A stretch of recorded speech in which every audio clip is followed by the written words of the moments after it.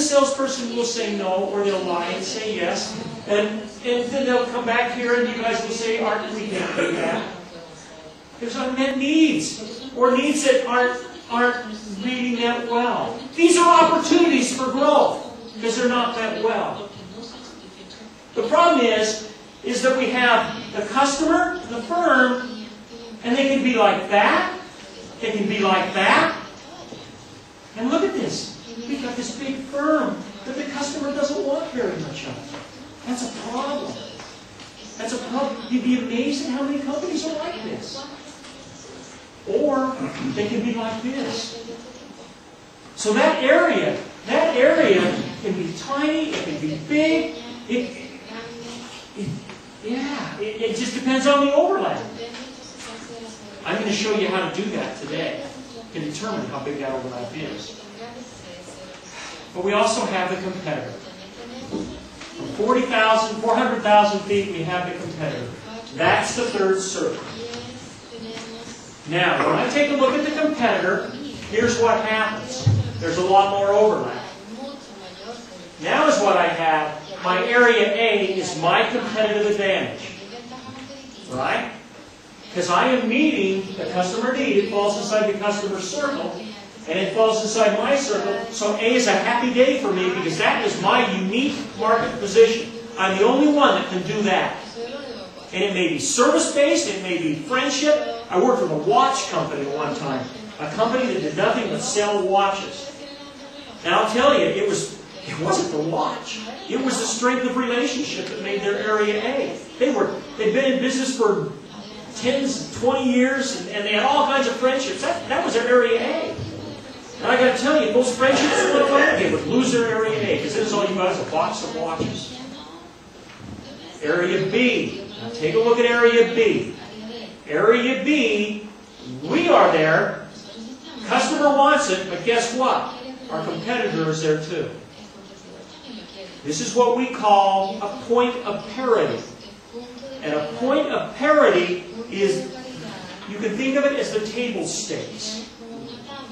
If we're not doing it, we cannot be in this industry because they're doing it. And if they're not doing it, that brings us an advantage and they'll be out of the industry. Customers expect it. And they expect it from anybody in the industry. Now, if this gets too big, now I'll show you in a minute, if this gets too big, we have a commodity. And that is nasty. So we want to keep this small so that we can have a big area A. Area C? Area C is my competitor's competitive advantage. They've got an advantage too. They can do things that we can't do, and usually we'll know what they are. Now, they also have stuff that they don't use. We have stuff that we don't use. And there are needs that are met badly or not met at all. But we have this Area D here. I love Area D. You know what Area D is? It is a stinky, lousy place. It's a swamp. Does the customer want it? No. But we're sitting here saying they got it, and so there must be something to it. And they're sitting saying, well, they got it, there must be something to it. They think that it's important, so we continue to invest in something the customer couldn't care less about. It's the swamp. We've got to recognize this area and get rid of it. This is wasted resources. And the only reason we're there is because we think that it's important. But when you talk to the customer, it's not important at all. The airline industry thought that people had to have tickets. Oh, I've got to have a ticket. Got to have a ticket. Guess what? Don't have tickets anymore. It's just not that important. I love to go up and just give them my name and they give you my boarding pass.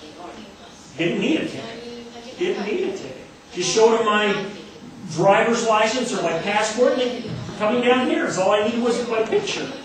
And they gave me my ticket, and here I am. The bottom line is you find those areas that you think are important that don't matter to the customer, and get rid of them. Just get rid of them. Now, so we have swamp, we have our points of differentiation, their points of differentiation, and POTS, points of parity. Those are points of parity.